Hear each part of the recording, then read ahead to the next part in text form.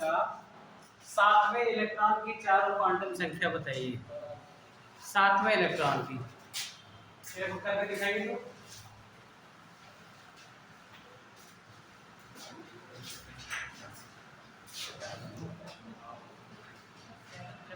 Find 4 quantum number of 7th electron of 4f14 configuration। 4f14 के 7वें electron की 4 quantum number बताइए। कैसे बताया गया है करके दिखाइए।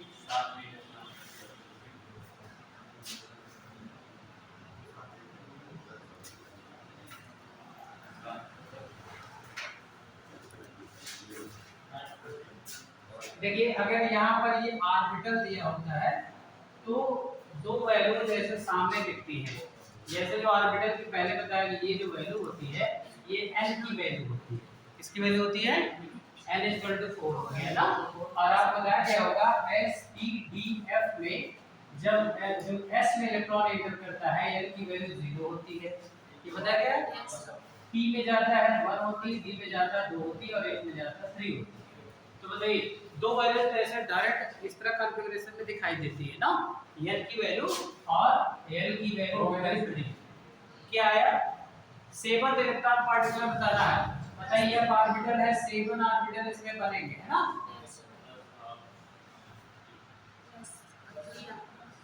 कितने के 1 2 3 4 5 6 7 पहले गुण का रूल अप्लाई होता ना। इस तरह इलेक्ट्रॉन देखिए शुरुआत कहां होती -3 -2 -1 0 +1 +2 +3। तो बताइए 7 इलेक्ट्रॉन कहां जा रहा है तो बताइए n की वैल्यू क्या होती है और s की वैल्यू क्या होगी बताइए। जब ऊपर की स्क्रीन में है तो क्या हो जाएगा प्लस। ये आया है सबका। तो कोई भी कॉन्फ़िगरेशन दे। अच्छा बताइए क्वांटम नंबर को क्वांटम क्यों कहते हैं? क्वांटम से क्या मतलब है? क्यों क्वांटम नंबर कहते हैं इनको बताइए। Electron the form of radiation. आपको पता है कि इलेक्ट्रॉन चलता है तो एक पैकेट के रूप में। अभी आप पढ़ेंगे प्लैंक का क्वांटम थ्योरी है ना। प्लैंक क्वांटम थ्योरी पढ़ा है। ये बताया गया कि नहीं भाई प्लैंक क्वांटम प्रिंसिपल नहीं बताया गया। तो उसमें कहते हैं energy travels in the form of packet. यानी जब कोई ऊर्जा ट्रेवल करती है तो ऊर्जा वो पैकेट के फॉर्म में चलती है। कैसे चलती है? ऐसा नहीं कि कोई भी बॉडी है लगातार एक ही प्रकार के रेडिएशन को एब्जॉर्ब करता जा रहा है। अगर एक ही प्रकार का रेडिएशन एब्जॉर्ब करेगा ये डिस्ट्रॉय हो जाएगा। वो कहते हैं कि दो प्रोसेस होता है। क्वांटम में जो प्लैंक साहब थे उन्होंने कहा कि एनर्जी जो होती है जो इलेक्ट्रॉन ट्रेवल करते हैं द फॉर्म ऑफ पैकेट और इन्हीं पैकेट को कहते हैं क्वांटा। क्या नाम दिया गया इनका? क्वांटा। अब क्वांटा शब्द से ही क्या कौन से नंबर जनरेट है? Quantum number. यानी क्वांटा अगर कहते हैं तो इसका मतलब क्या है कि वो पैकेट ऑफ एनर्जी है। क्या है वो? पैकेट ऑफ एनर्जी है ना। और इसी बेस पर उन्होंने कहा कि एब्जॉर्प्शन और इमिशन दोनों घटनाएं साथ साथ होती हैं। एब्जॉर्ब होता है किसी पिंड द्वारा पैकेट ऑफ एनर्जी और पैकेट ऑफ एनर्जी के बाद में इमिशन भी होता है। इसे कहते हैं एब्जॉर्प्शन और इसे कहते हैं इमिशन है ना। तो रेडिएशन का इमिशन। तो आई थिंक क्वांटम नंबर। अच्छा बताइए इसके बाद दिया गया था पाउलीज क्वांटम प्रिंसिपल। बताइए पाउली लॉ क्या है? अभी नहीं बताएगा ठीक है। और आफ्बा लॉ बताया गया है। क्वांटम नंबर से ही आफ्बा लॉ का जनरेट होता है जो एनर्जी लेवल्स हैं है ना। चलिए पाउली क्वांटम प्रिंसिपल लिखिएगा। Pauli's quantum principle।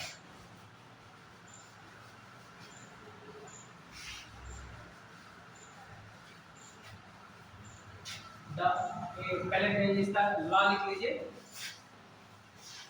The four quantum numbers of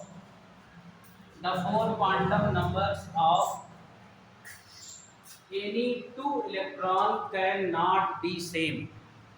The four quantum numbers of any two electron cannot be same। अर्थात हिंदी वाले लीजिएगा। अर्थात किन्हीं दो इलेक्ट्रॉनों की इन्हीं दो इलेक्ट्रॉनों की चारों क्वांटम संख्याओं का मान, इन्हीं दो इलेक्ट्रॉनों की चारों क्वांटम संख्याओं का मान समान नहीं हो सकता, समान नहीं हो सकता। अब समझ लीजिए इसे पाली का हिंदी में कहते हैं अपवर्जन का नियम। कैसा नियम कहते हैं? पाली का अपवर्जन, और इसे इंग्लिश में कहते हैं एक्सक्लूशन। आप अपवर्जन क्यों कहते हैं इसका रीजन जानेगा। आप इन्होंने कहा, ध्यान रखिएगा, किन्हीं दो इलेक्ट्रॉन की क्या होना चाहिए। अगर आप यूज जैसे एक कॉन्फ़िगरेशन है 1s2 हीलियम का है ना, हीलियम का कॉन्फ़िगरेशन है 1s2, दो इलेक्ट्रॉन s में फिल है, ठीक है। ये कहते हैं कि ऑलमोस्ट अगर कई क्वांटम संख्याओं के मान सेम हो भी जाते हैं तो जो चौथी क्वांटम नंबर है मींस स्पिन क्वांटम नंबर, कौन सी स्पिन, वो कभी सेम नहीं हो सकती, क्योंकि एक के लिए प्लस हाफ और दूसरे के लिए माइनस हाफ होती है ना। जैसे अब इसका लिखेंगे, बताइए n की वैल्यू 1 लिखेंगे, n 0 लिखेंगे, क्यों s में जा रहा है ना। और जब s में जब n की वैल्यू 0 हो जाती है तो आपने पढ़ा होगा n की वैल्यू भी क्या हो जाती है, 0 हो जाती है। ये एजीमुथल क्वांटम नंबर है और ये क्या है, मैग्नेटिक क्वांटम नंबर। ये सबसेल बताती है कितने सबसेल बनेंगे, है ना। जैसे a बराबर 0 है तो इसका मतलब इसमें एक ही सेल है ना। आप बताइए, ये देखिए n की एक वैल्यू ये है, एक वैल्यू ये है, एक वैल्यू ये है, 0 की एक क्या है वैल्यू है ना। अब देखिए तीन सेम हो गए, सेम हो गए ना इस केस में, लेकिन चौथी जो यस है, आपको पता है कि एक ऑर्बिटल में अपोजिट स्पिन के कितने इलेक्ट्रॉन होते हैं, 2 इलेक्ट्रॉन, और पहले के लिए क्या होता है प्लस हाफ और दूसरे के लिए क्या होता है माइनस, और जिसका प्लस हाफ होता है इसका मतलब वो इलेक्ट्रॉन क्लॉकवाइज स्पिन में क्या कर रहा है, मूव कर रहा है, और जिसका माइनस हाफ होता है वो एंटी क्लॉकवाइज स्पिन में मूव करता है ना।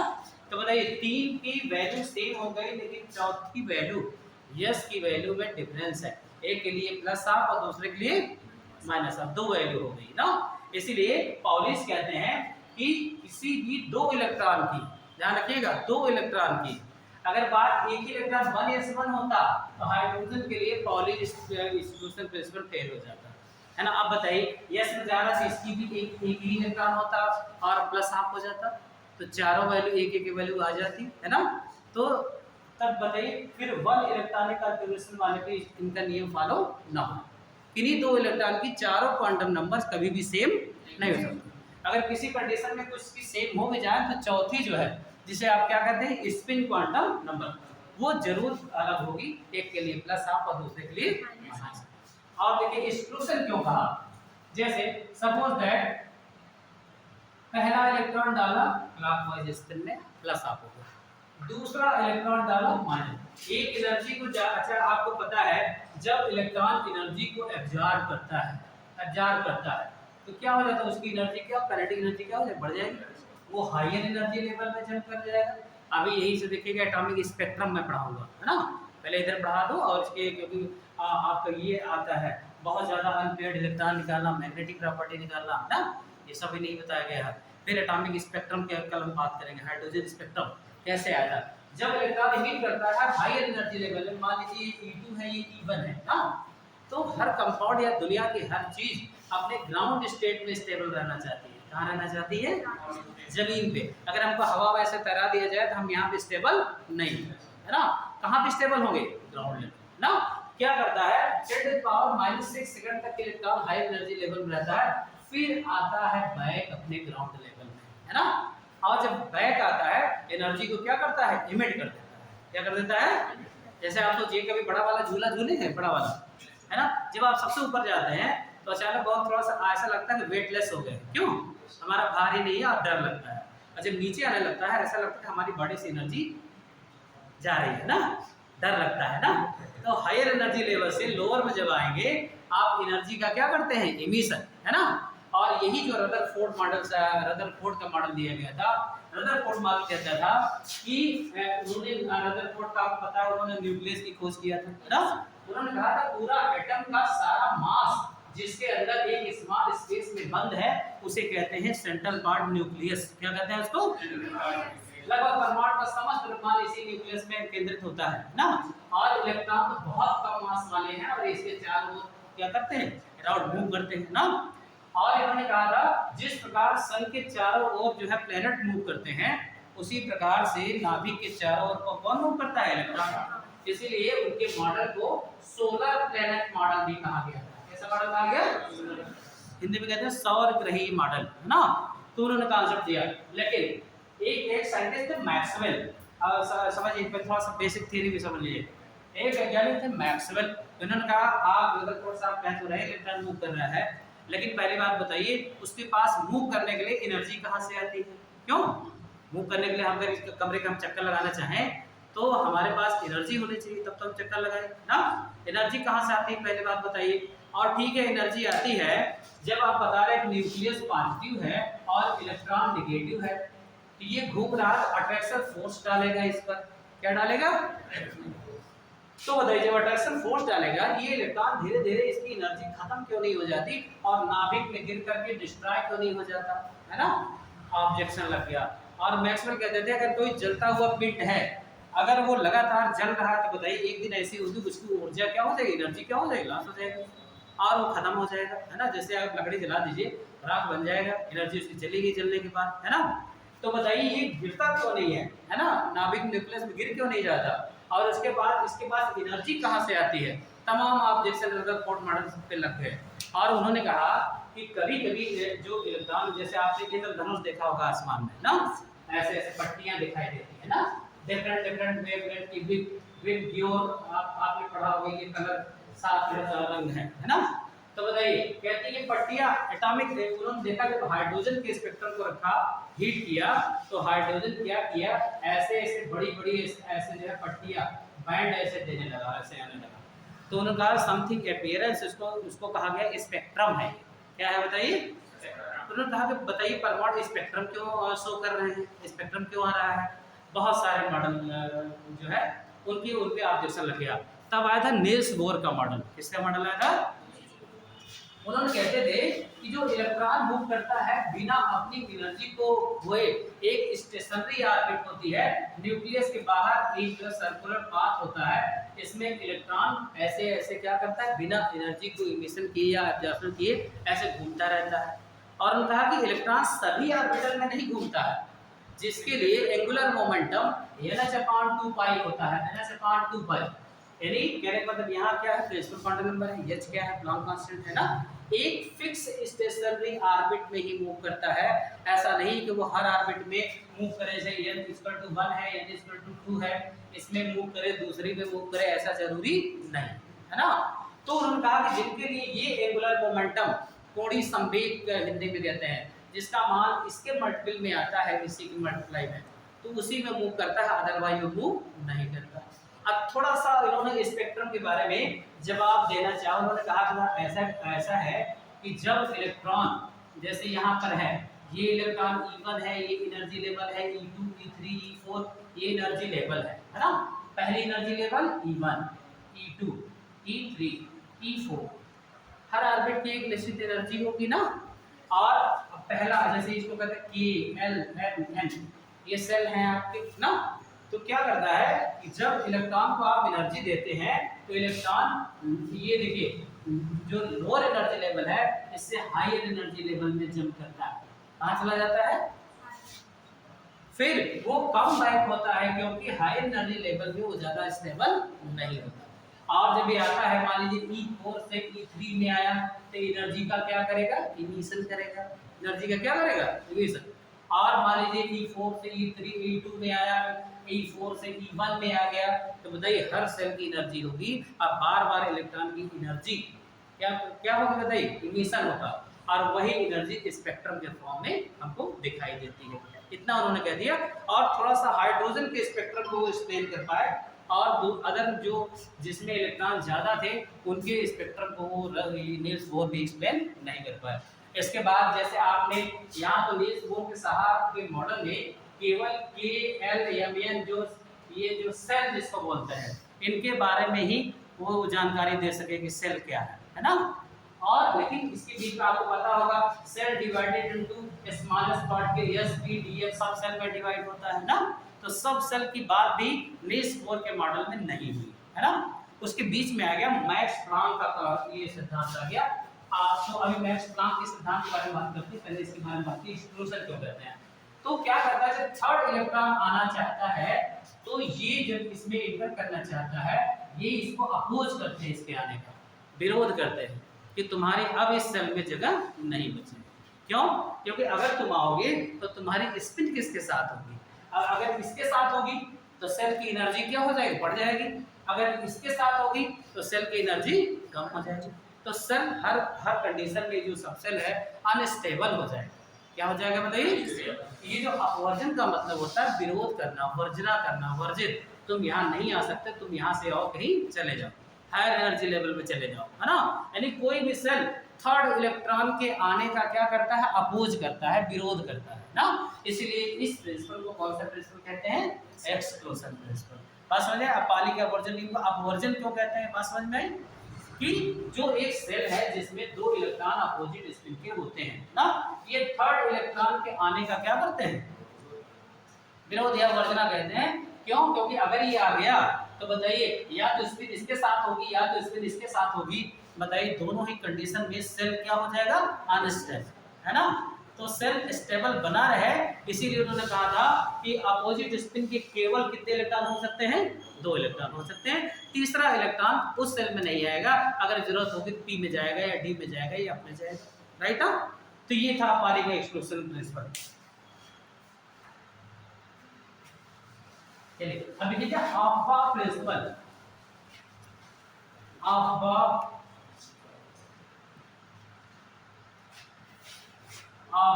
Principal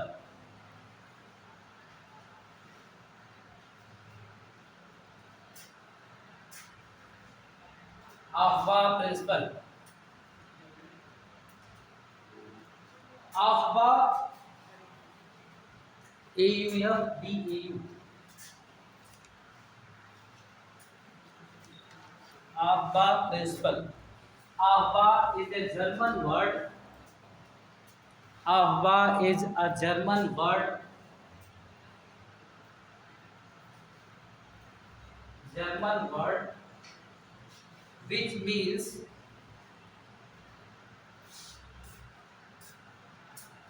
formation, which means formation. आफ्बा एक जर्मन शब्द है जिसका अर्थ है निर्माण करना। आफ्बा एक जर्मन शब्द है जिसका अर्थ है रचना या निर्माण करना। तो पहली बात ये क्लियर है कि आफ्बा कोई साइंटिस्ट का नाम नहीं है, ये एक जर्मन वर्ड है जिसका मतलब था कि इलेक्ट्रॉन को डालते जाएं, हाइड्रोजन में इलेक्ट्रॉन को बढ़ाते जाएं, नए एटम का इलेक्ट्रॉनिक कॉन्फ़िगरेशन बनता जाए, है ना। इन्होंने मतलब ये बताया कि समथिंग न्यू, हाइड्रोजन से ही हम नए नए एलिमेंट का इलेक्ट्रॉनिक कॉन्फ़िगरेशन बना सकते हैं, है ना। ये था according to this principle, according to this principle,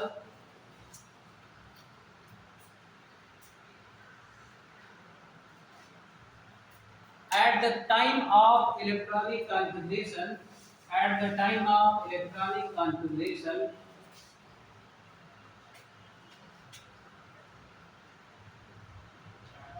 at the time of electronic configuration, inverted comma लिखिएगा, electron enters electronic configuration, CONFIGURATI, electronic configuration, electron enters lower energy level to higher energy level.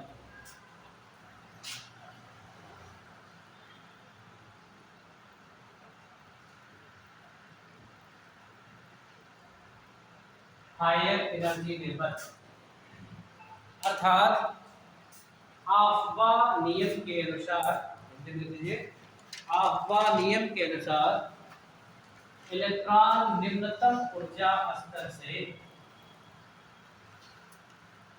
Electron निम्नतम ऊर्जा स्तर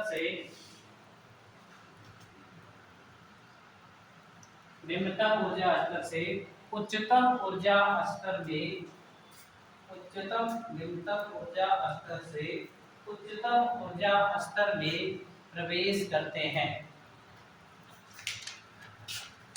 निम्नतम ऊर्जा स्तर से उच्चतम ऊर्जा स्तर में प्रवेश कर, आई थिंक दोनों लैंग्वेज वालों को समझ में आ रहा होगा, क्यों? तो आगे ये डिटर्मिनेशन ऑफ एनर्जी इंग्लिश में लिखिएगा, डिटर्मिनेशन ऑफ एनर्जी लेवल, हाँ उसी का प्रोसीड करिए इन्वर्टेड कामा बंद करके। Determination of energy level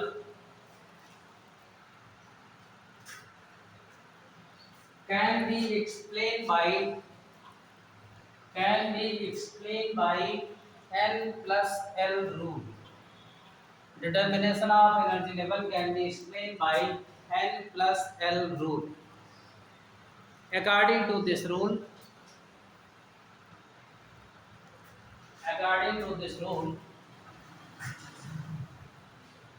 the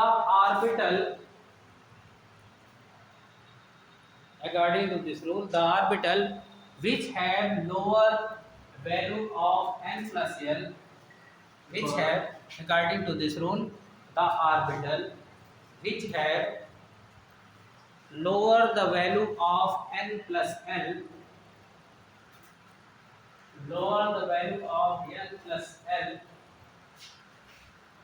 give lower energy level. N plus L give lower energy level.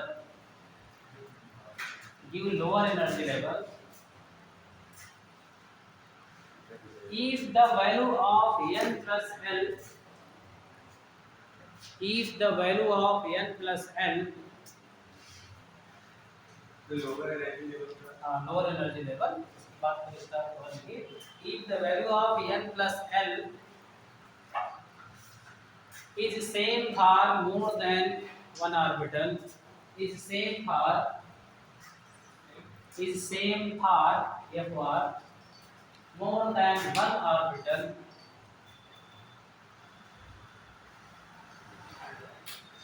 more than one orbital,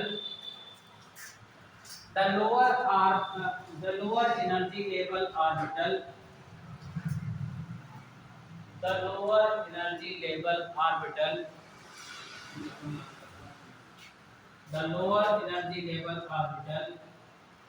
have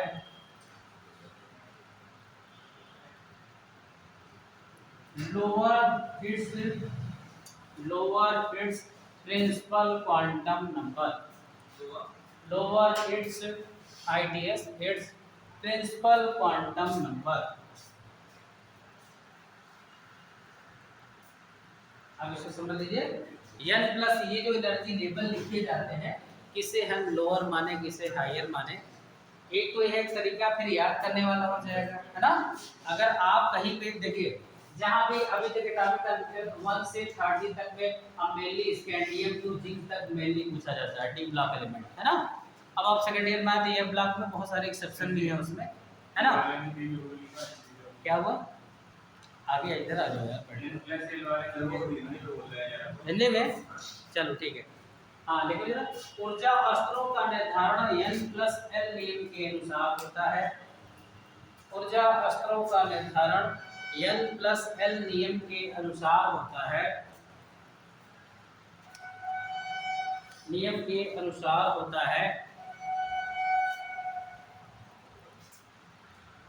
जिस orbital के N plus L का मान कम होता है वह निम्नतम ऊर्जा स्तर होता है। N plus L का मान कम होता है वह निम्नतम ऊर्जा स्तर होता है।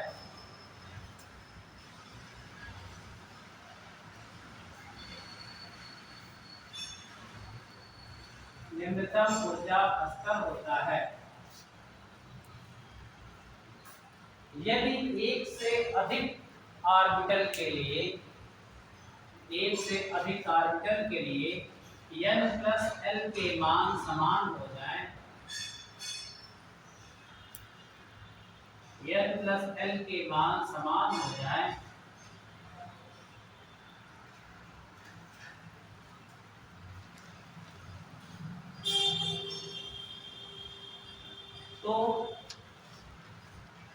इलेक्ट्रॉन न्यूनतम मुख्य क्वांटम संख्या मान वाले, न्यूनतम समान हो जाए तो इलेक्ट्रॉन न्यूनतम मुख्य क्वांटम संख्या मान वाले ऑर्बिटल में प्रवेश करता है, ऑर्बिटल में प्रवेश करता है। देखिए आप एनर्जी लेवल का डिटर्मिनेशन और आप खुद n+l की वैल्यू से आगे मैं आपको बताऊंगा। देखिए ऐसा ही क्यों है, कहने का मतलब या तो हम याद करें 3D तक अक्सर मैक्सिमम इलेक्ट्रॉनिक 3D 10 तक एकदम जुबान पे रटा होना चाहिए, है ना, क्योंकि मैक्सिमम ऑर्बिटल इलेक्ट्रॉन निकालना सब d ऑर्बिटल वाले में ज़्यादा शो होता है ना। तो इतना कम से कम अगर ये ऑर्बिटल आपको बार-बार लिख के अगर रट भी ले तो भी कोई बात नहीं, लेकिन रटिए मत। मैं कह रहा हूँ कि इनका जो डिटर्मिनेशन किया गया है n+l की वैल्यू से किया गया है ना। कौन न्यूनतम बनेगा, जैसे सीढ़ियां है ना, ये लोअर एनर्जी पहली सीढ़ी, दूसरी सीढ़ी, तीसरी सीढ़ी, ऐसे इलेक्ट्रॉन कहता है, आपका नियम कहता है इलेक्ट्रॉन लोअर एनर्जी से हायर एनर्जी लेवल में जंप करता चला जाता है ना। और कैसे डिटरमाइन होता है, कैसे हम मानेंगे, देखिए अब यहाँ 3p था, 3d यहाँ आ गया, बीच में 4s आ गया, है ना।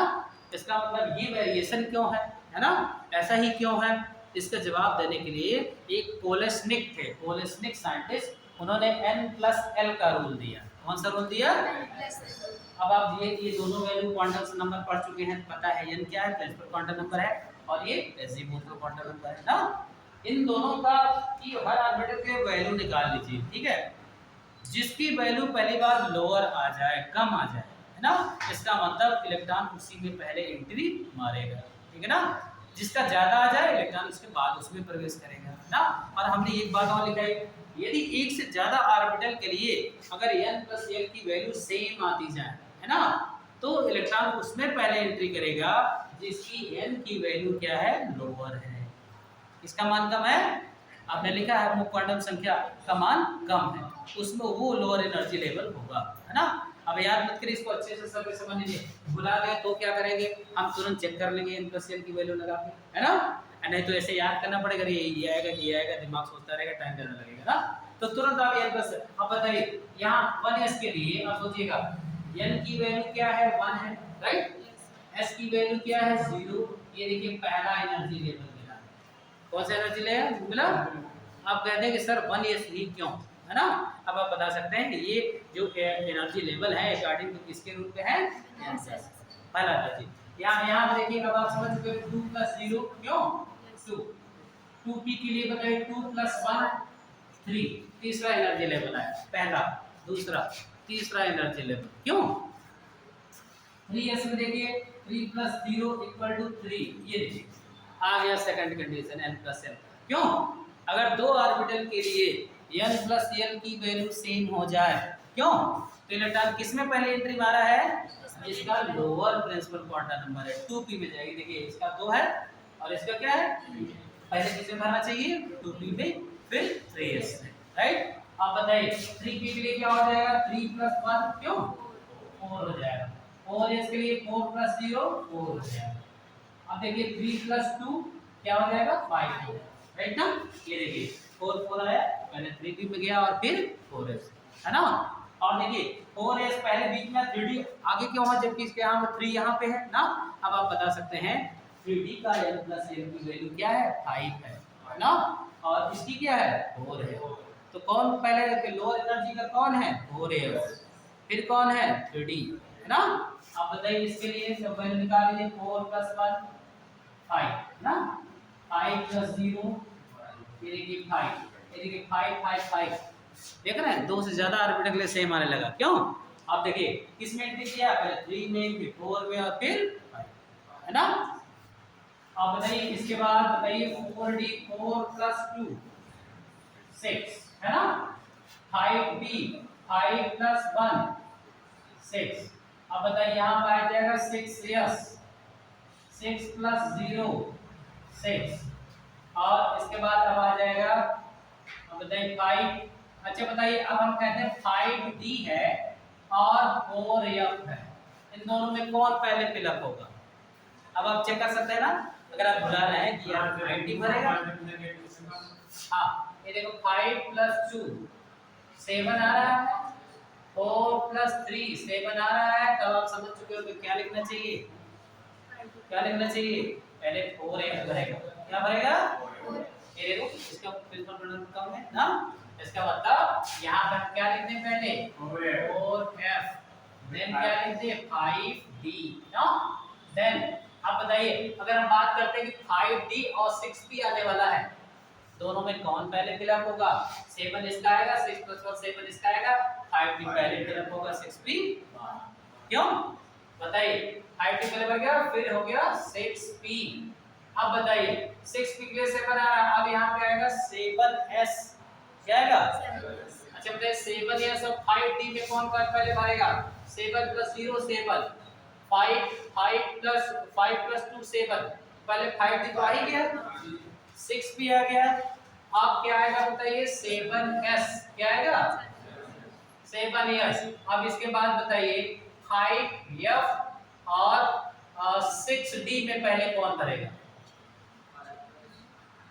5 3 8 6 + 2 5, क्यों 5f 6d है ना, अब 7 इतने में लगभग पूरा खत्म हो जाता है ना भाई, आपकी पीरियड टेबल में 103 एलिमेंट तक अभी हैं जिनका वो है ना इलेक्ट्रॉनिकल, अगर आप पूछा कितने जाएगा तो 3D या 4D तक मैक्सिमम इलेक्ट्रॉनिकल पूछा जाता है ना, अगर ये जहाँ जहाँ एक्सेप्शन है, जैसे क्रोमियम के एक्सेप्शन है उसको जान लीजिए ना, जहाँ जहाँ अपवाद हैं उनके जान लीजिए, बस उसके बाद आउटर मोस्ट आंसर से सीधा ऐसे रख दिया करिए, अगर आप कहीं बुला रहे हैं ना तो वहाँ पे आप तुरंत ये जरा बना लीजिए, अब फिर मैं इस पर एक क्वेश्चन देता हूँ आपको, increasing order of energy level,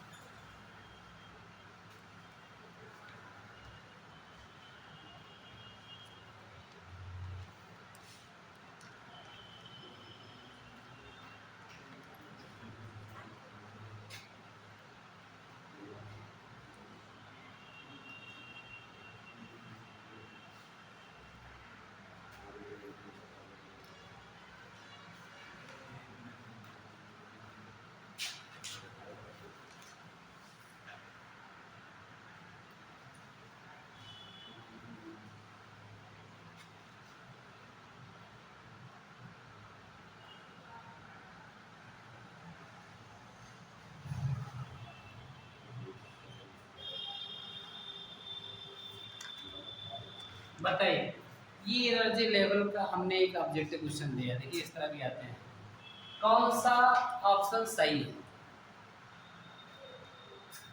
which set of orbital are correct, orbital का कौन सा सेट करेक्ट है, आप इसको रिमूव कर देना, तो आप देख लेंगे इसमें थोड़ा सा है ना चीटिंग भी कर लेंगे है ना, इसको मैं रिमूव करता हूँ, बताइए ऐसे क्वेश्चन का जवाब देने के लिए इसीलिए हमने आपको कौन सा रूल बता दिया, n+n, देखिए कौन सा सेट है ना, n+n से चेक कर लीजिए,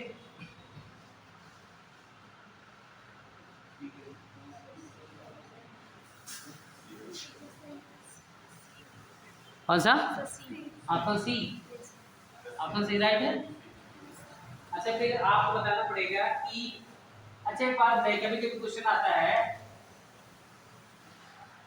2D और 3F क्यों नहीं फॉर्म होते, आपने देखा 2D नहीं बना, कहाँ से स्टार्टिंग हुआ 3D से है ना, और 3f भी नहीं बनता, कहाँ से स्टार्टिंग होता है 4f से, है ना। ये बनते क्यों नहीं है, क्या रीजन है कि ऑर्बिटल का फॉर्मेशन नहीं होता। Why 2d and 3f orbital are not found.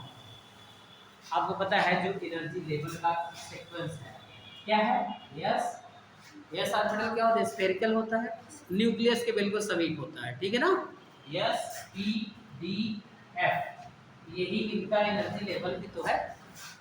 बताइए एस की एनर्जी सबसे कम, उससे ज्यादा पी की, उससे ज्यादा डी की, उससे ज्यादा एफ। अब आप देख रहे हैं यस नंबर 1 एनर्जी लेवल की पोजीशन पे आ रहा है, कहाँ आ रहा है, इसीलिए इसकी स्टार्टिंग कहाँ से होती है 1s से होती है ना। अब इससे बैक नहीं जा सकता। बताइए पी का एनर्जी लेवल क्या है दूसरा, इसकी स्टार्टिंग इसलिए कहाँ से होती है 2p से होती है ना। डी का मतलब कहाँ से होता है, तीसरा एनर्जी लेवल के सीक्वेंस में है, इसलिए इसकी स्टार्टिंग कहाँ से होती है 3d, और इसकी स्टार्टिंग का देखिए चौथा एनर्जी लेवल है, इसकी स्टार्टिंग कहाँ से होती है 4f से, है ना। तो जो एनर्जी लेवल के सीक्वेंस में जो जिस ऑर्बिटल का सीक्वेंस है, क्रम है, वहीं से उसके ऑर्बिटल की क्या होती है शुरुआत, उससे लोअर एनर्जी लेवल का ऑर्बिटल उसका एग्जिस्ट नहीं करता, ठीक है ना। तो अब आपने देखिए, आपने देखा कि हर ऑप्शन घनस क्यों है, इसको चेक कर लिया करिए, 2 1 3 और ये 3, ये दोनों तो सेट सही है, ठीक है ना। लेकिन बट बताइए यहाँ से बीच में 2s घुस गया है ना, तो ये ऑप्शन गलत हो गया, ठीक है ना। इसकी वजह से, किसकी वजह से गलत हुआ, 2s की वजह से गलत हो गया। यहाँ बताइए 4p की एनर्जी 3d से हाई है, 4 5 और ये 3 2 5, दैट्स योर है, ये सही है। लेकिन यहाँ देखिए आप 4f की 5p से, बताइए यहाँ पे 7वां एनर्जी लेवल है, और ये देखिए 3d का बताया है 4f से हाई है, तो गलत है ना, किसकी वजह से गलत हो गया। अच्छा 4f और 5p पर चलिए जी, 5p ये 5 + 1 ये 6 आता है, इसका 4 + 3 7 आता है, तो ठीक है ये हाई एनर्जी लेवल है इससे, है ना।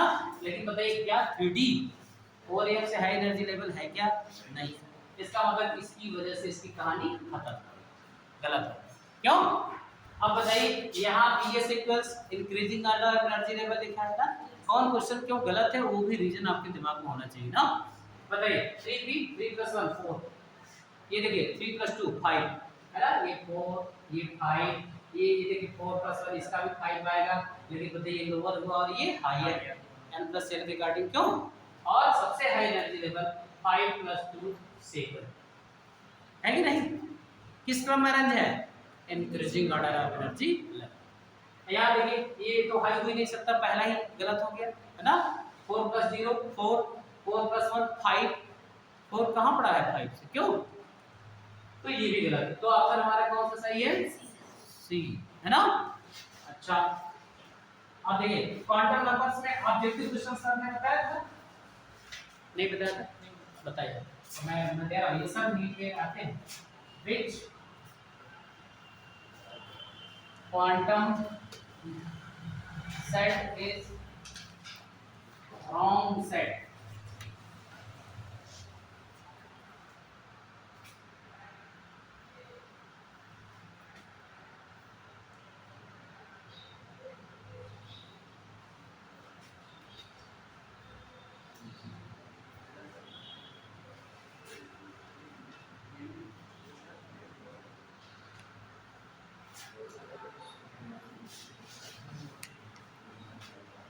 बात करिए।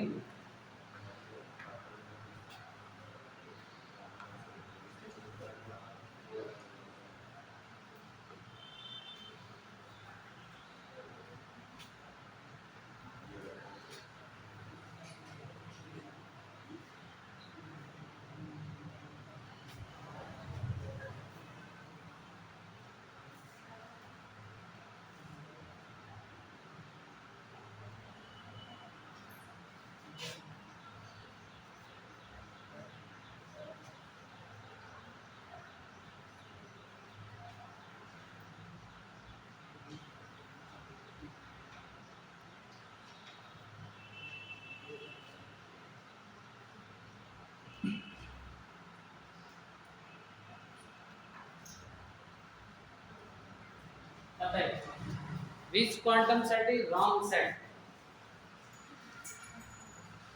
quantum फर्स्ट वाला, इसकी वजह से क्यों L बराबर 3 नहीं हो सकता। हाँ सही है, मैं 2 से ही पता चल गया। ये ऑर्बिटल कौन है पता है? 3f। 3f is not possible. बताइए क्या बन रहा है? इसकी वजह से 3 आ रहा है n, ये वाला l इक्वल टू 3 होता है और 3f ऑर्बिटल होता है, तो मतलब इस सेट से 3f बन रहा है ना, इसका मतलब 3f का फॉर्मेशन नहीं होता इसलिए। और ये सेट हमारा क्या हो गया? Wrong set. कहीं पर n की वैल्यू अगर 0 कहीं हो जाए तो जान लीजिएगा ये भी सेट कभी नहीं एग्जिस्ट करेगा, क्योंकि मुख्य क्वांटम संख्या का मान कभी भी 0 नहीं हो सकता है ना। तो क्योंकि कोई भी जैसे हाइड्रोजन ही है, कम से कम एक सेल तो है ना उसके चारों, n की वैल्यू 1 तो है ना, n की वैल्यू कभी भी 0 नहीं है। तो आप अच्छा बताइए ये किन किन इलेक्ट्रॉनों के लिए है, चाहे तो आप इनसे कॉन्फ़िगरेशन लिख सकते हैं। अच्छा बताइए n 1 है, n की वैल्यू 0 है तो 1s ऑर्बिटल बना, कैसा ऑर्बिटल बना? 1s। m की वैल्यू 0 है, l की वैल्यू 0 तो m की वैल्यू 0 है ना। अब इससे देख लीजिए प्लस हाफ है, इसका मतलब इलेक्ट्रॉन अपवर्ड स्पिन में है, किसमें है? तो बताइए 1s1 के लिए है, किसके लिए है?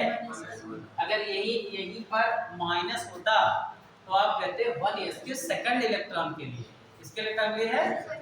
तो लेकिन ये है कि ये इसका कॉन्ट्रीब्यूशन निकल के क्या आया? 1s आया। समझ में बात आ रही?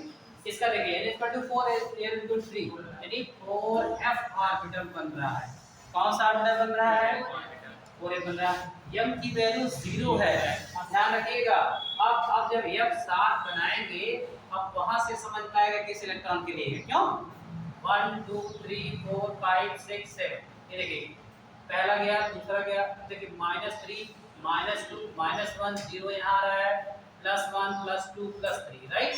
अच्छा बताइए इसका मतलब m की वैल्यू 0 है तो इलेक्ट्रॉन यहाँ आएगा तभी 0 हो सकता है। क्यों? अब ये कौन सा इलेक्ट्रॉन है? या तो ये क्या हो जाए? चौथा हो सकता है। कैसा हो सकता है? फोर्थ हो सकता है। 1 2 3 4 हो सकता है ना। बट अब आगे देखने के लिए यस की वैल्यू देखिए, और नहीं हो सकता है क्योंकि यस की वैल्यू -हाफ है, नीचे की स्पिन वाले इलेक्ट्रॉन का है ना। तो बताइए ये छठवां, ये 1 2 3 4 5 6 7 और ये 8 ये 9 ये 10 ये 11 मींस इस इलेक्ट्रॉन के लिए है, यानी कॉन्फिगरेशन निकल के आया 4f11। किसके लिए है? 4f के 11th इलेक्ट्रॉन के लिए। किस इलेक्ट्रॉन के लिए है? ये क्वांटम संख्याओं का सेट दिया गया है, 4f के किस इलेक्ट्रॉन के लिए है? 11 के लिए है ना। अब बताइए ये वाला किसके लिए है? 2p बन रहा है। क्या बन रहा है? कहां से पता चला? ये 2 l की वैल्यू 1 है तो p ऑर्बिटल बनता है। क्यों? 2p बन गया। m की वैल्यू +1 है। आप बताइए p 3 भाग में डिवाइड होता है, -1 0 +1, राइट। या तो ये थर्ड इलेक्ट्रॉन के लिए है या तो लास्ट 6 के लिए। किसके लिए हो सकता है? या तीसरे के लिए या छठे के लिए। बताइए किसके लिए है? s की वैल्यू क्या है? +1। इट मींस थर्ड के लिए, राइट ना। 1 2 3 यानी ये प्लस हो सकता है 2p3 के लिए। किसके लिए है बताइए? 2p के थर्ड इलेक्ट्रॉन के लिए है, और ये तो बनेगा ही नहीं। और ये हमारा क्वेश्चन था कि विच सेट इज रॉन्ग सेट। क्यों बताइए? यहाँ से ये इन्हीं दोनों वैल्यू से 3f बन रहा था, जबकि 3f नहीं बनता क्योंकि एनर्जी लेवल bf का स्थान कौन कैसा है? मिनिमम 4f से शुरू होता है। क्यों? ये सेट रॉन्ग है। इस तरह के उसमें आते हैं आपके नीट में आ सकते हैं क्वेश्चन, कौन सा सेट गलत है, कौन सा एग्जिस्ट नहीं करेगा, कौन सा क्या होगा, है ना। अब इलेक्ट्रॉनिक ये कॉन्फ़िगरेशन आपने पढ़ लिया n+l का रूल। अब आता है electronic configuration, number of unpaired electron निकालना, डायमैग्नेटिक एंड पैरामैग्नेटिक बिहेवियर निकालना। बहुत है इस चैप्टर से सबसे ज्यादा पूछा जाने वाला टॉपिक है, या तो स्पेक्ट्रम से वेवलेंथ और उसकी वैल्यू पूछता है, एनर्जी क्या होगी, वेवलेंथ क्या होगी, ये क्या होगा, है ना तमाम। या तो अनपेयर्ड इलेक्ट्रॉन मैग्नेटिक प्रॉपर्टी से बहुत ज्यादा पूछता है, ठीक है ना। बात करिए इलेक्ट्रॉनिक कॉन्फ़िगरेशन किसी को समझने में कोई दिक्कत तो नहीं है? अभी जो आर्गुमेंट बता रहे हैं ये क्वांटम नंबर का पॉली का क्या है एप्लीकेशन है, समझिए ना। जो सिद्धांत होते हैं वही ऑब्जेक्टिव में न्यूमेरिकल उस तरह बन जाते हैं ना। अगर आपका कॉन्सेप्ट क्लियर है तो सही है, लगा देंगे। अगर कॉन्सेप्ट क्लियर नहीं है तो गया क्वेश्चन में तुक्का मारना सही नहीं होता। और आप जान लीजिए कि अगर आप अंदाज मार्क लगाते हैं तो 90% उसके गलत होने के चांस होते हैं, है ना। जैसे राम का नारा लिया और रख दिया तो गलत हो जाएगा, है ना। तो कभी कभी क्या होता है, यदि आप दो में कंफ्यूजन है तब तो एक बार रिस्क उठाने की क्षमता ले सकते हैं 50% में। क्यों? या तो ये वाला होगा या तो ये होगा, ये वाले दोनों नाम है ना। तब आपके चांसेस कितने परसेंट है? 50% के है ना। अगर वो भी नहीं है, कभी सुना ही नहीं है ना, तो फिर आप उस क्वेश्चन को छोड़ दीजिए जहाँ माइनस मार्किंग है ना। पता चला केमिस्ट्री मस्ट्री में बहुत अच्छे नंबर बच्चे खींच लेते हैं, फिजिक्स का गलत करके पता चला माइनस में नंबर आया।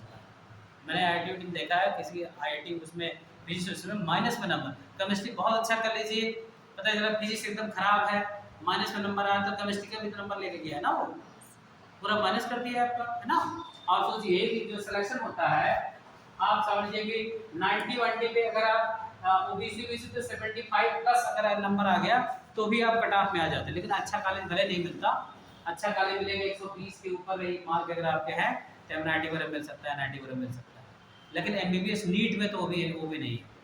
नीट में तो आप जान लीजिए 160 प्लस रहिए तब जाके MBBS मिलता है, 200 में, है ना। तो इसको करने के लिए चार के चारों आपके बहुत ज़्यादा ज़बरदस्त तैयार होना चाहिए।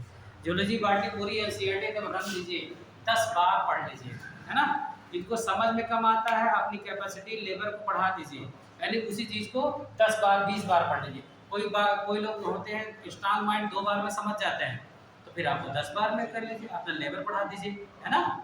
यही चीज़ होना है, बात मत करो। चलो head diagram, electronic configuration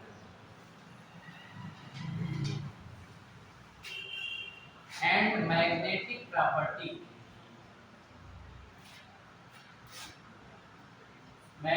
property of ions and atoms. Electronic configuration and magnetic property of ions and atoms.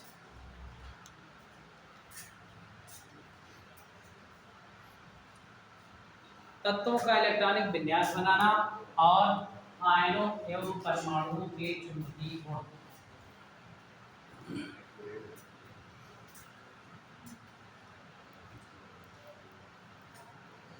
चुंबकीय गुण अकॉर्डिंग टू इंग्लिश इतनी पूरे क्या आप लोग? इंग्लिश तो बहुत ज़्यादा साइंस की इंग्लिश बहुत टफ नहीं होती है ना, SMR लगा के कनेक्ट होती है ना, बहुत ज़्यादा दिक्कत नहीं होती है। इंग्लिश में पढ़िए, ज़्यादा कोशिश करेंगे इंग्लिश में लिखने की। इंग्लिश में आप किताबें लिखेंगे ना, हिंदी भाषा को BSc पास करने के लिए सीरीज से पास हो जाएंगे बस, है ना। या हिंदी मीडियम चलता है ना, तो लेकिन अभी किताबें इंग्लिश अच्छी किताबें चाहिए। JD ली एक आती है इनऑर्गेनिक केमिस्ट्री की, Tuli and Madan, Morrison Boyd, higher energy higher level पे पढ़ेंगे सब इंग्लिश में। Foreign English writer JD Lee foreign की बुक है ना। जब आप केमिस्ट्री में हायर लेवल पे जाएंगे, नट जार निकालने के लिए इन किताबों को पढ़ना पड़ेगा, और पता चला लैंग्वेज ही ना आप जार कर पाएँ। कम से कम CBSE की जो हमारी बुक है उसकी तो लैंग्वेज एब्जार कर लें। अगर उसकी बेसिक में एब्जार होंगे लैंग्वेज तो हायर लैंग्वेज एब्जार हो जाएगा। क्या होगा? चलिए इलेक्ट्रॉनिक कॉन्फ़िगरेशन। अच्छा हमने आपको बताया इसका मतलब क्या है, इलेक्ट्रॉनिक विन्यास का मतलब क्या होता है। इलेक्ट्रॉनों को डिस्ट्रीब्यूशन किसमें, या तो KLMN में, बोरबरी का नियम थोड़ा सा बताया था मैंने, आपको याद होगा ना। बोरबरी के 4 नियम बताया कि लास्ट सेल में 2 से तब तक नहीं रह सकते जब तक पिछली कक्षा पूरी फिल ना हो जाए। क्यों? और 8 के बाद दूसरी कक्षा स्टार्ट हो जाती है ना, और 2n² के अकॉर्डिंग इलेक्ट्रॉन बढ़ते हैं, ये सब बताया था मैंने ना। अब SPDF में आपका नियम किस में चलता है, इलेक्ट्रॉनों का वितरण किसमें, सब सेल में, उप ऊर्जा स्तरों में, SP और DF में। इसी को क्या कहते हैं, इलेक्ट्रॉनों को वितरण को क्या कहते हैं, इलेक्ट्रॉनिक विन्यास कहते हैं, है ना। अब इलेक्ट्रॉनिक विन्यास करेंगे, मैग्नेटिक प्रॉपर्टी निकालेंगे कि फिजिक्स जो बात करता है इसमें लोहे में चुंबक को आकर्षित करने, चुंबक लोहे के जो कण होते हैं आकर्षित करने की क्षमता पाई जाती है ना। तमाम बातें करता है, लेकिन और अंदर की बात नहीं करता कि क्यों आकर्षित करने की क्षमता, लकड़ी में क्यों नहीं, है ना। तो अब यहाँ जवाब देता है नमक में, अगर आप चुंबक के पास रहिए नमक अट्रैक्ट नहीं होता है, क्यों, है ना, उसका जवाब होगा यही इलेक्ट्रॉनिक कॉन्फ़िगरेशन अनपेयर्ड इलेक्ट्रॉन। क्या क्या होगा, है ना। देखिए magnetic property of ion, magnetic property of ion और atom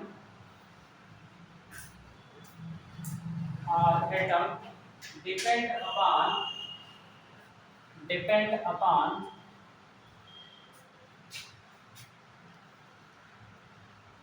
number of unpaired electron, depend upon UPA upon number of unpaired electron.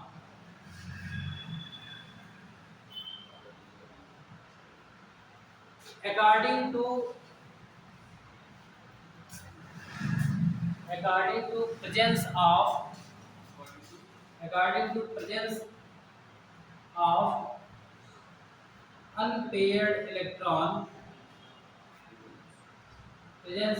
unpaired electron,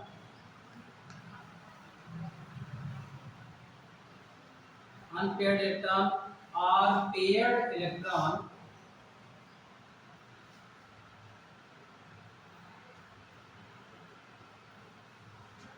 the magnetic substance categorized under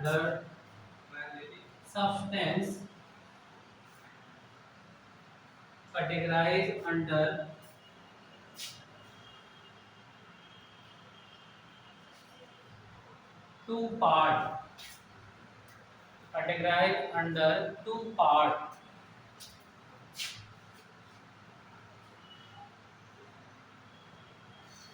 First, diamagnetic,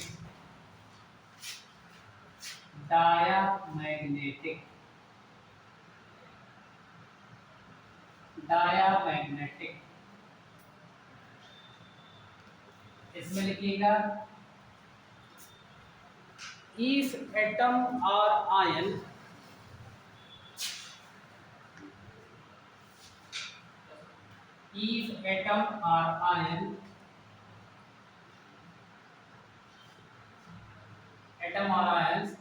have no unpaired electron,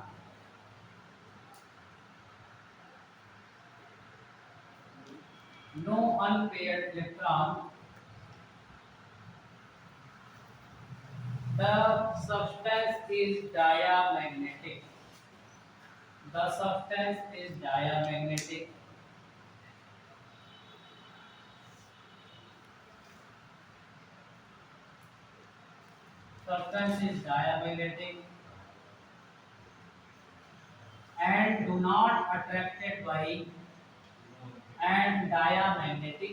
And do not attracted by magnetic field,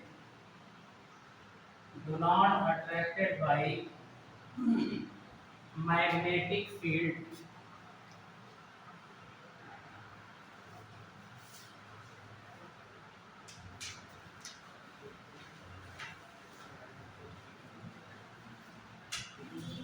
second की paramagnetic,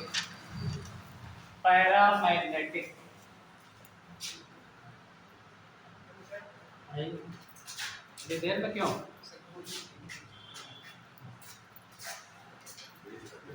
हाँ चलिए यार, paramagnetic, if the ion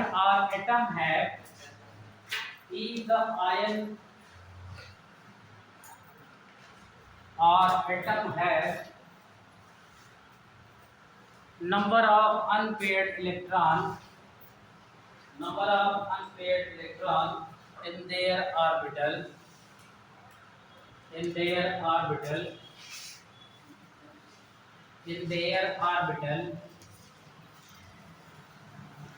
the substance have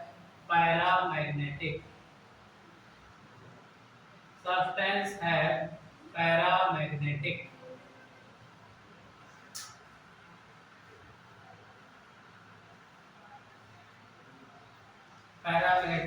and attracted toward the magnetic field,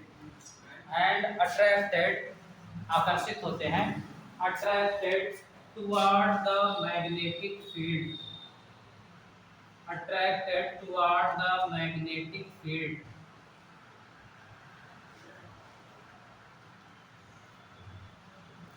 अच्छे समझ लीजिए, dia का मतलब जिसमें एक भी अयुग्मित इलेक्ट्रॉन उपस्थित नहीं होगा, यानी कि वैल्यू 0, ठीक है ना। पैरा में एक भी अनपेयर्ड इलेक्ट्रॉन आ गया तो वही कंपाउंड होगा पैरा मैग्नेटिक, चुंबक की तरफ क्या होगा, आकर्षित होगा। जिसमें जितने ज्यादा अयुग्मित इलेक्ट्रॉन होंगे, अनपेयर्ड इलेक्ट्रॉन होंगे, वह उतना ही स्ट्रॉन्ग मैग्नेटिक कैरेक्टर का होगा, चुंबक की तरफ क्या होगा, अट्रैक्ट होगा, ठीक है ना। और जान लीजिए कि यही अनपेयर्ड इलेक्ट्रॉन से ही कलर्ड प्रॉपर्टी भी आती है।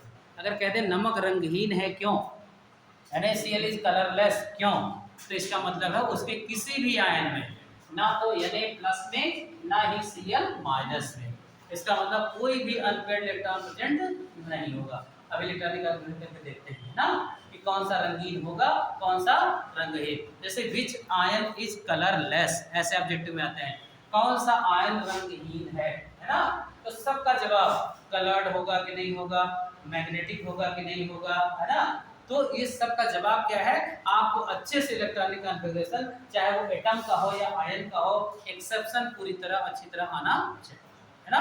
अब आइए इलेक्ट्रॉनिक कॉन्फ़िगरेशन, आप एनर्जी लेवल मैंने बता दिया है, कहीं कंफ्यूजन हो n+l का रूल लगा लिया करिए, है ना। ये देखिए 1s1 1s2 1s2 2s1 start हो गया, राइट ना। 3 होता है एटॉमिक नंबर, 4 का 1s2 ये बना लेते हैं, 30 तक सबको पता है ना।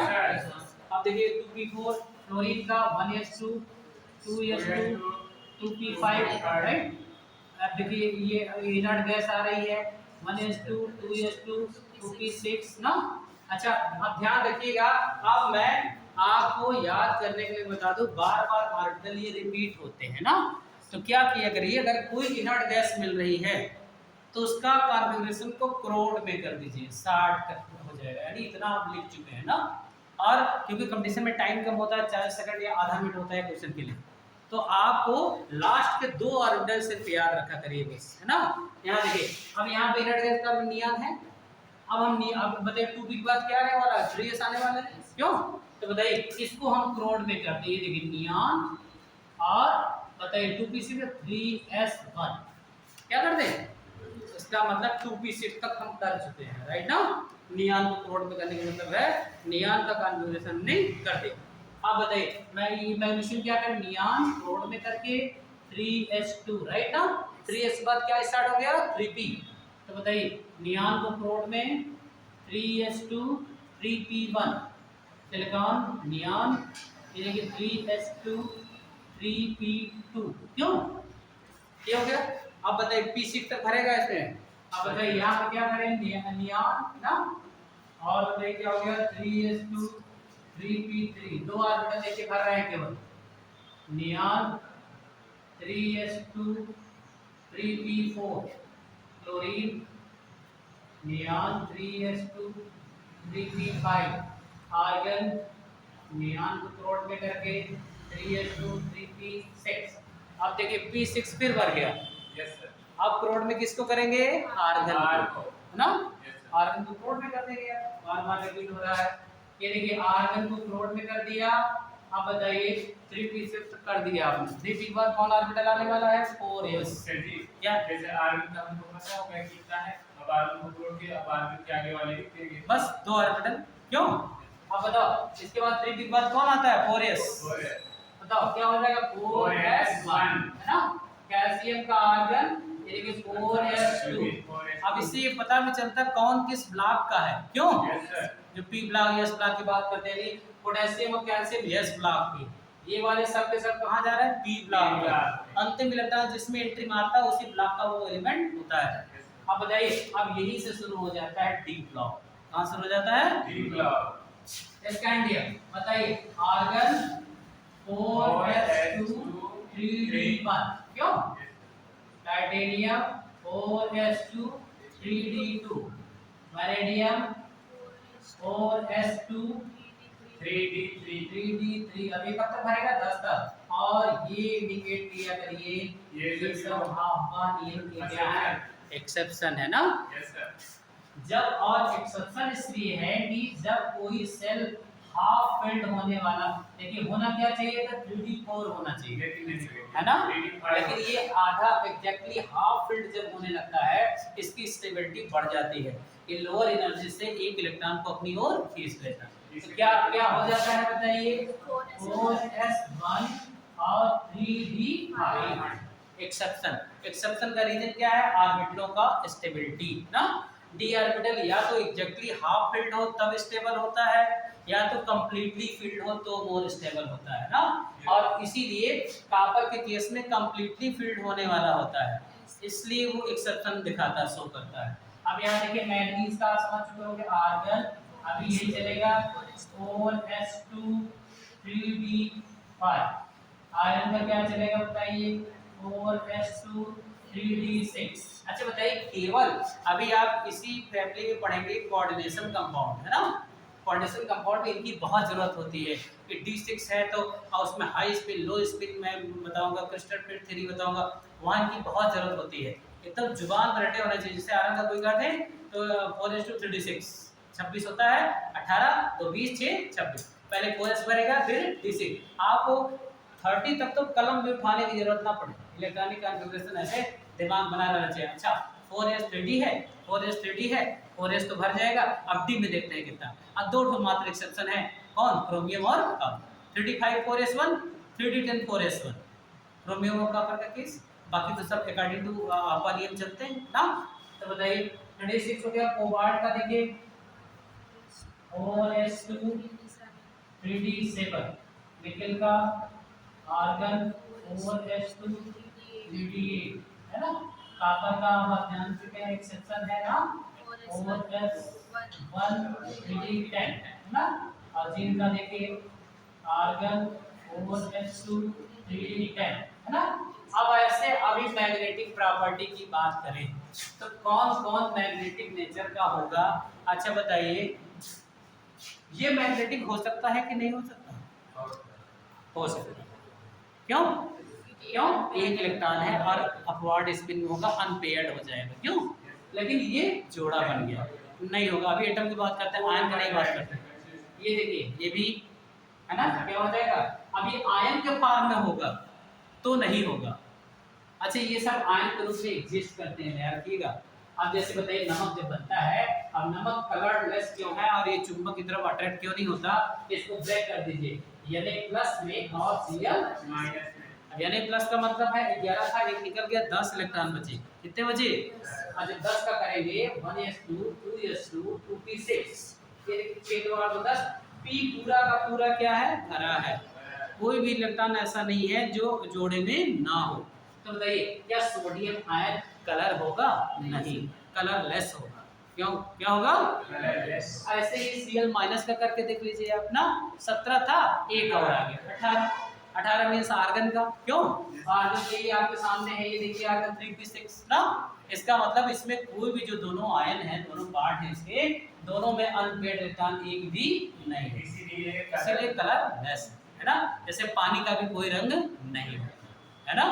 अच्छा बताइए पानी में, पानी रंग ये क्यों है, आप समझ सकते हैं, H+ और OH-, बताइए H+ एक ही इलेक्ट्रॉन था बेचारे के पास और वो भी निकाल दिया तो अनपेयर्ड बचा ही नहीं, क्यों, N की वैल्यू क्या हो गई 0, है ना, तो इसीलिए क्या हो गया, कलरलेस। अगर पानी में रंग आ रहा है तो यानी पानी इम्प्योर है ना, पानी का कोई रंग नहीं, है ना। और अब सर आप समझ गए, अब यहाँ देखिए इलेक्ट्रॉनिक कॉन्फ़िगरेशन सब बना लीजिए और डाया और पैरामैग्नेटिक एक एक चार्ट ऐसे बना लीजिए, क्योंकि ये आयनों का बहुत पूछता है। जैसे देखिए स्कैंडियम मेनली 3+ में एग्जिस्ट करता है, टाइटेनियम 2+, वैनेडियम 3+, क्रोमियम 3+, मैग्नीज 2+ में एग्जिस्ट करता है, और आयरन, आयरन की दो स्टेट होती है +2 और +3, क्यों, फेरस और फेरिक, क्यों, अब बताइए, और फिर कोबाल्ट 2+, कोबाल्ट 3+, कोबाल्ट के बाद क्या है, निकिल 2+ में एग्जिस्ट करता है, कॉपर 1+, कॉपर 2+, और जिंक मेनली एग्जिस्ट करता है 2+ में। अब इन सब का बताइए, हम यहाँ दे रहे हैं EC electronic configuration, number of unpaired electron और बताइए मैग्नेटिक प्रॉपर्टी। तो क्या क्या लिखेंगे, ध्यान से देखिए। ईसी लिखने के लिए आपको हमने शॉर्टकट का क्या बता दिया, आर्गन। बताइए क्या रह गया, 21 था, 3 निकल गया, 18 बचा। बोलिए, तो लास्ट में इसका क्या बचा, ओनली आर्गन। 3 इलेक्ट्रॉन निकालना है ना। 18 इलेक्ट्रॉन यहाँ ध्यान से देख लीजिए आप, स्कैंडियम 4s2 3d1 था। तो पहले जब डालते पहले निम्नतम में है, तो निकालते भी पहले निम्नतम से हैं। पहले 4s खत्म हो जाएगा, जो बचा एक और निकालना था, 3 इलेक्ट्रॉन निकालने थे, डी भी खत्म हो जाएगा, केवल क्या बचेगा, आर्गन। यानी लास्ट में आपका क्या बचेगा, 3p6 कॉन्फ़िगरेशन। क्यों, और n की वैल्यू क्या हो जाएगी, 0। n की वैल्यू क्या हो जाएगी, 0। समझ गए, अनपेयर्ड 0 बचा। बताइए मैग्नेटिक प्रॉपर्टी शॉर्ट में एमपी लिख रहा हूं मैं, ठीक ना। मैग्नेटिक प्रॉपर्टी क्या हो जाएगी, डायामैग्नेटिक। क्या हो जाएगा, डायामैग्नेटिक। कलर, एक कलम और बना लीजिएगा, कलरलेस। क्या हो जाएगा, अब एक ही चार्ट में सब करा रहा हूं, सारा आयन कौन रंगीन है कौन रंगीन है ना। तो अब बताइए डायामैग्नेटिक मतलब समझ गया, जो चुंबक की तरफ आकर्षित नहीं होता। क्यों नहीं होता, क्योंकि इसके पास कोई भी अनपेयर्ड इलेक्ट्रॉन नहीं है, राइट ना। अच्छा बताइए, इस आयन को देखिए 22 होता है, कितना होता है, 22 होता है, आर्गन है। और ये देखिए टाइटेनियम का है, देखिए 4s2 3d2 निकालना कितना है, कितना निकालना है, 2+ है, 2 निकालना है। तो ये बताइए पहले कौन सा ऑर्बिटल चला जाएगा, 4s2 चला जाएगा। लास्ट में क्या बचेगा, चलिए लास्ट इसका बचेगा 3d2। और आप हुंड का नियम पढ़े हैं, जब तक कि सभी में एक एक इलेक्ट्रॉन चला नहीं जाता, जोड़ा बनना प्रारंभ नहीं होता। क्यों, तो बताइए डी में ऐसे जाएंगे ना ऊपर के स्पिन में 2, और ये दोनों हो जाएंगे अनपेयर्ड इलेक्ट्रॉन। क्या हो जाएंगे, बताइए, अयुग्मित है ना। अरे भाई जब समान ऊर्जा का है, एक इसमें जाएगा एक इसमें जाएगा, दोनों का जोड़ा नहीं। तो n की वैल्यू क्या हो गई, बताइए, n की वैल्यू 2 हो गई, और ये हो गया पैरा। ठीक है ना, कैसा हो गया, अब ये चुंबक की तरफ आकर्षित होगा, कलर्ड आयन होगा। क्यों, है ना। अच्छा बताइए वैनेडियम 3+ 23 होता है, 23 वैनेडियम का, ये देखिए, और निकालना कितना है, 3। तो बताइए वैनेडियम का 2 इससे गया, एक इससे गया, इसका भी आया 3d2 कॉन्फ़िगरेशन बचा। बात समझ में आ रही है, 3d2 कैसे बचा, 3 निकालना था, 4s2 गया, एक d से गया, तो d में 2 ही तो बचा ना। तो बताइए n की वैल्यू क्या हो गई, 2, और ये भी हो गया पैरा ना। क्रोमियम 3+ में एग्जिस्ट करता है, क्वाड्रेशन का मॉडल, इसके कॉम्प्लेक्स के बारे में पढ़ेंगे। बताइए होता क्या है, 3d5 4s1। क्यों, s1 वाला समाप्त करेंगे, तो किससे जाएगा बताइए, d5 से, 3d3 बचा। बोलिए स्टार्टिंग पहले 4s, फिर 5 खत्म करेंगे d से, तो क्या क्या बचा है इसमें बताइए, 3d3। हां ये कैसे निकल जाएगा, अरे भाई 5 था ना, 3d3 बचे, एक इससे खत्म किया, 2 इससे खत्म किया, 3 निकालने थे, 3 बचे d में ना।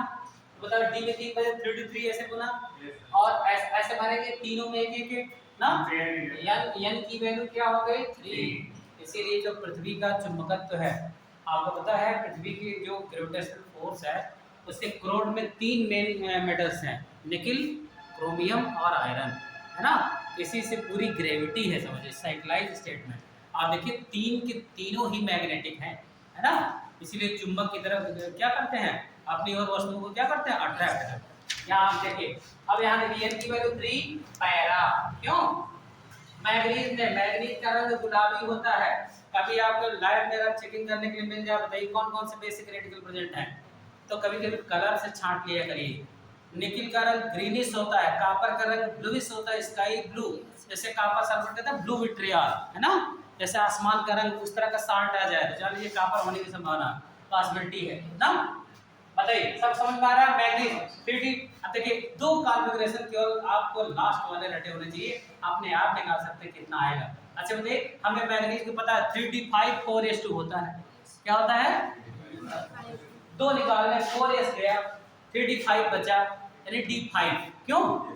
तो बताइए अब यहाँ पे 3D5 हाईली स्ट्रॉन्ग पैरामैग्नेटिक यानी इक्वल टू 5। अयुग्मित इलेक्ट्रॉन कितने आए? 5 है। बताओ क्या होगा? पैरा होगा, राइट ना। इसीलिए डी ब्लॉक के यौगिक आप कहते हैं ये रंगीन आयन बनाते हैं, ये कॉम्प्लेक्स बनाते हैं, जबरदस्त कैटालिस्ट प्रॉपर्टी के होते हैं, उत्प्रेरक क्षमता वाले होते हैं। क्यों? कैटालाइज कर दे। जैसे वनस्पति तेल से घी जब बनता है निकिल कैटालिस्ट कौन सा यूज होता है? तो डी ब्लॉक वाले अक्सर हैबर विधि से अमोनिया में iron catalyst N2+3S2 reversible reaction iron और मॉलिब्डेनम लेते हैं ना, जो रेट ऑफ रिएक्शन को क्या कर देते हैं, है ना। तो इसका आज यहाँ खत्म कर लेते हैं, फिर इस पे ऑब्जेक्टिव कॉल कराते हैं, फिर स्पेक्ट्रम स्टार्ट कर दूंगा, ठीक है। और अब बताइए आपको याद है 3D6 4S2 दो केवल ऑर्बिटल, क्यों? दो खत्म करना है, D6 बचा, ये देखिए सामने लिखा हुआ आयरन देखिए 4S2 3D6 4s गया, दो निकाला है आपने, D6 बचा, क्यों? अब D6 बचा, इसका मतलब है अब 5 तो गए घर गए सीधे, छठवें ने बनाना जोड़ा शुरू कर दिया ना, एक ऑर्बिटल जोड़े में आ गया, कितने ऑर्बिटल बचे? 4। D5 तक बढ़ता है। अब जैसे ही इसके ज्यादा D में होंगे तुरंत पेड़ घटता चला जाएगा, क्यों? बताइए D6 में यानी इक्वल टू क्या हो गया 4 और हो गया पैरामैग्नेटिक ना। यहाँ बताइए आयरन के लिए आर्गन 3D6। अब बताइए अब 3 है तो यहाँ क्या हो गया 3D5 हो जाएगा यानी इक्वल टू 5 स्ट्रॉन्ग पैरामैग्नेटिक। क्यों? बताइए अगर कहते हैं आयरन में दोनों में ज्यादा चुंबकीय लक्षण का कौन सा आयन है, आयरन 2+ की आयरन 3+? आयरन 3+। आयरन 3+ में ज्यादा अयुग्मित है ना, अयुग्मित है तो मतलब जोड़ा बनाने का क्या करेंगे, प्रयास करेंगे कि तुम मेरे साथ आ जाओ, मैं तुमसे तुम्हारे साथ पेयर बनाऊंगा, है ना। क्योंकि पेयर में ही क्या होता है, स्टेबल होता है। क्यों? जब जोड़ा बन जाता है तभी तो स्थायी होता है, स्टेबल होता है। यानी equal to 5 para. Cobalt 2+ 3D7 होता है इलेक्ट्रॉनिक कॉन्फ़िगरेशन। बताइए ये देखिए 2 गया 3D7। 3D7 का मतलब 5 पहले घर गया, छठवां सातवें ने जोड़ा बना दिया, बचा 3। क्यों? N equal to 3 para cobalt 3+। अब बताइए यहाँ पर क्या हो जाएगा 3D6 हो जाएगा, हो जाएगा। देख रहे हैं कोबाल्ट का 4S2 3D7 था, 2 इससे गया, 1 इससे गया, 3 निकालना है ना, 3D6 बचा। 3D6 का मतलब N इक्वल टू 4 और ये हो गया पैरा। निकिल में बहुत पूछा है, बीएससी के एंट्रेंस एग्जाम में भी बहुत पूछा जाता है इसका निकिल का। अनपेयर्ड 2 आते हैं, लास्ट में 3D8 बचेगा, N इक्वल टू 2 और ये भी होगा पैरा। कॉपर के 2 स्टेट आप देखिएगा, एक रंगीन होता है, एक रंगहीन।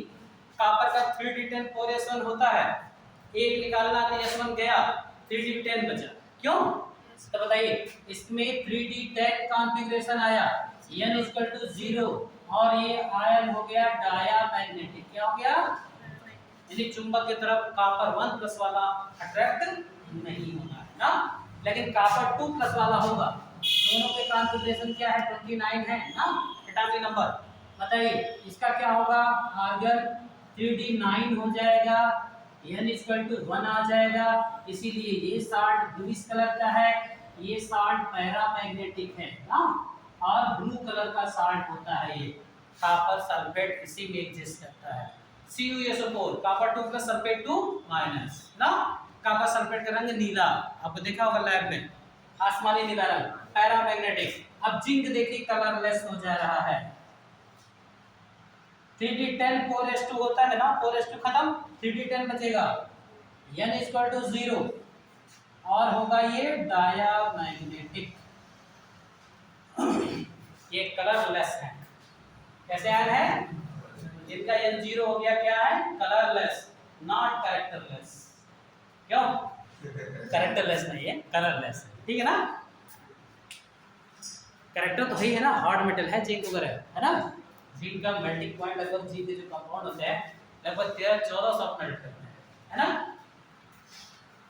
तो बताइए अनपेयर्ड इलेक्ट्रॉन सभी लोग निकाल लेंगे। Yes sir. डाया पैरा सब क्लियर हो गया ना। Yes, sir. कलर्ड कौन होगा कौन नहीं होगा ये भी पता चल गया। Yes, sir. कल मैं इस पर ऑब्जेक्टिव कराऊंगा फिर स्पेक्ट्रम की बात करूंगा, Yes. ठीक है ना। चलिए तो कलर्स निकालने के लिए जैसे कौन ज्यादा रंगीन होगा, जैसे ये बात करें ना। निम्नलिखित में एक वाला निम्नलिखित में कौन सा रंगीन है ना, तो जिसमें एक भी आ जाए जान लीजिए वो रंगीन है होगा ना। जैसे आपने कहा ग्रीन है, वो तो बेटे देखिए कॉम्प्लीमेंट्री कलर होता है। एक्चुअली क्या होता है उसको याद करना पड़ेगा किसका कलर है, क्योंकि आपको पता है जो हम 7 रंग की लाइटें एब्जॉर्ब होती हैं जो हमको दिखाई देता है वो कॉम्प्लीमेंट्री कलर होता है, उसका विरोधी रंग होता है।